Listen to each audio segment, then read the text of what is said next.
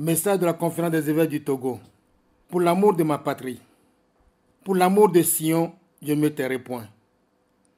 Pour l'amour de Jérusalem, je ne prendrai point de repos, jusqu'à ce que son salut paraisse comme l'aurore et sa délivrance comme un flambeau qui s'allume. Isaïe 62, verset 1er. Chers fils et filles du Togo, au moment où le prophète Isaïe prononçait ces paroles pleines de compassion pour son peuple et d'espérance en Dieu, ses frères et sœurs traversaient une crise qui semblait insurmontable. Soumis à une éprouvante servitude suite à leurs infidélités répétées et à leurs choix politiques hasardeux, ils n'osaient plus rêver d'un lendemain meilleur, car tout semblait définitivement perdu. Mais Isaïe, faisant fi du silence qui lui était imposé, éleva la voix pour annoncer l'espérance en appelant tout le peuple à prendre conscience de ses égarements et de ses responsabilités en vue d'opérer la conversion salutaire. Réunis dans la prière et l'écoute de la parole de Dieu pour sa 3e session ordinaire de l'année 2018, la conférence des évêques du Togo s'est laissée interpeller par cette déclaration du prophète Isaïe face aux menaces qui pèsent sur notre avenir commun. Les évêques, citoyens togolais, vos pasteurs, ne peuvent se résigner à garder le silence à l'heure où de nombreux signaux indiquent des dangers imminents pour notre nation. De fait, alors que se rapproche la date des élections législatives convoquées par le gouvernement, la tension ne cesse de monter et nous redoutons le pire si rien n'est fait à temps pour désamorcer la situation et apaiser le climat. À juste raison, beaucoup de citoyens s'interrogent sur l'avenir de notre pays face à la radicalisation des positions des différents acteurs politiques. En effet, le peuple se trouve pris comme entre le marteau et l'enclume de deux groupes antagonistes, le pouvoir et l'opposition, qui l'utilisent parfois inconsciemment ou à dessein comme bouclier humain. Les uns et les autres s'en servent comme arme de conservation ou de conquête du pouvoir à travers les marches de soutien et les manifestations de contestation, souvent réprimées dans le sang. Jusqu'à quand va durer ce cycle infernal de violence? Non, notre pays, l'or de l'humanité, ne mérite pas cela. Aucun Togolais n'est fier de ce spectacle désolant que nous imposent continuellement les acteurs politiques de notre pays. Depuis des décennies, la lutte pour la liberté, la démocratie, l'alternance politique, ainsi que les processus de réconciliation dans notre pays n'ont jamais abouti à cause de la mauvaise foi des acteurs politiques, plus soucieux de leurs intérêts personnels que du bien commun. Les mêmes causes produisant les mêmes effets, l'espoir suscité par l'implication de la CEDEAO dans la résolution de la crise qui secoue le pays depuis plus d'1 an, à travers la désignation des facilitateurs, cède lentement le pas à la désillusion et à la déception. Le désespoir, une fois encore, s'est emparé du pays. Comme tant de concitoyens et d'observateurs étrangers de notre crise, la conférence des évêques du Togo estime que la préparation unilatérale des élections, en violation flagrante de certaines dispositions contenues dans la feuille de route des médiateurs de la CEDEAO, risque de conduire de nouveau le pays vers le chaos. Il est en effet évident que la tenue des élections sans la réforme qui s'impose ne résoudra pas le problème togolais.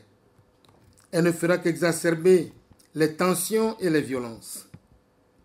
Nous appelons donc tous les acteurs et tous les protagonistes de la crise sociopolitique de notre pays à la raison, à un sursaut patriotique.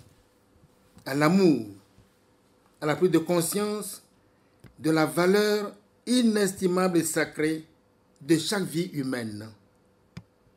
Il faut que sur la terre de nos aïeux cesse la culture de l'impunité, les violences meurtrières, les atrocités que les Togolais infligent à leurs propres frères et sœurs.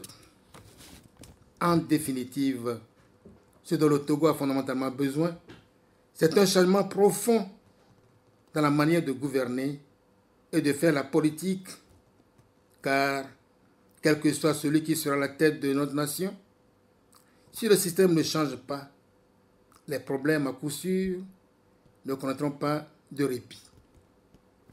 Pour en finir avec les violences post-électorales qui ensanglantent la terre de nos aïeux, avec leur cortège de morts, d'orphelins, de blessés, de réfugiés, il faut absolument opérer les réformes. En effet, tous les observateurs de la vie politique togolaise se demandent pourquoi les réformes constitutionnelles et institutionnelles réclamées par l'opposition, promises par le gouvernement et recommandées par le facilitateur de la CEDEAO tardent à se faire. Il en est de même pour la révision du cadre électoral, notamment celle du fichier électoral et du découpage électoral. Tout cela est indispensable pour des élections vraiment équitables et conformes aux standards internationaux. Sinon, elles provoqueraient de nouvelles contestations et violences qui enfonceront davantage le pays dans la misère et le désarroi. Épargnons notre pays de ces souffrances inutiles. L'Église, fidèle à sa vocation et à sa mission prophétique d'encourager le bien, d'exhorter à opérer des choix porteurs d'espérance, mais aussi de dénoncer, de condamner, d'avertir et d'annoncer, ne peut pas se taire face à ces manquements aux principes élémentaires de tout état de droit et de tout processus de démocratisation. Voilà pourquoi la conférence des évêques du Togo n'a cessé et ne cessera de tirer la sonnette d'alarme sur la gravité des maux infligés aux concitoyens par leurs propres frères et sœurs, faisant de nous la risée de nos voisins et de notre pays une république atypique dont le mode de fonctionnement des institutions frise parfois le ridicule. Vos évêques prennent donc encore la parole pour en appeler à la conscience et à la raison des uns des autres, à l'arrêt de tout calcul politicien et de toute violence, d'où qu'ils viennent, au respect des engagements et de la parole donnée, des libertés, des règles démocratiques, à la mise en œuvre des réformes constitutionnelles, institutionnelles et électorales, seules susceptibles de garantir des élections libres, transparentes et crédibles, gage d'une paix durable. Nous invitons également à la mise en œuvre des mesures d'apaisement annoncées qui contribueraient énormément à la décrispation de la situation sociopolitique que nous appelons de tous nos vœux. Il est encore temps de nous ressaisir pour éviter le désastre. En terminant ce message, nous évoquons de nouveau le prophète Isaïe, dont le vibrant appel a suscité le nôtre.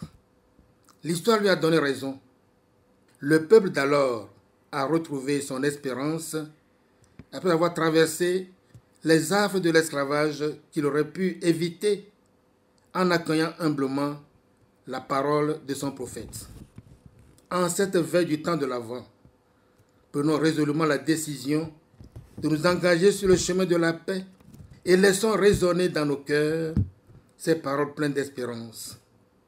Alors les nations verront ta justice et tous les rois ta gloire.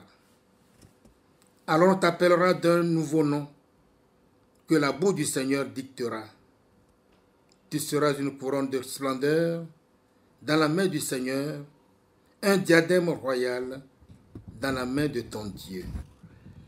La réalisation de cette annonce prophétique est aussi possible pour notre pays.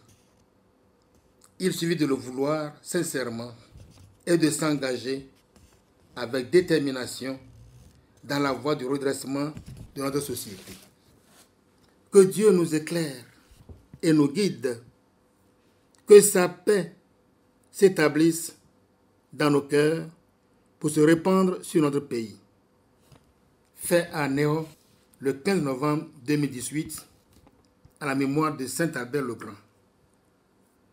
Monseigneur Benoît Alornou, évêque de Palimé, président de la CET, Monseigneur Denis Amouzou Diakpa, archevêque de Lomé, vice-président de la CET, Monseigneur Isaac Georges Gaglo, évêque d'Anéo, Monseigneur Nicodème Bariga Bénissan, évêque d'Atakpamé, Monseigneur Jacques Longa, évêque de Kara, Monseigneur Célestin Marie Gawa, évêque de Sokone, Monseigneur Dominique Guibil, évêque de Dapaon, Monseigneur Philippe Podro, archevêque émérite de Lomé, Monseigneur Jacques Agnilunda, évêque émérite de Dapaon, Monseigneur Ambroise Joliba, évêque émérite de Sokode, ont signé.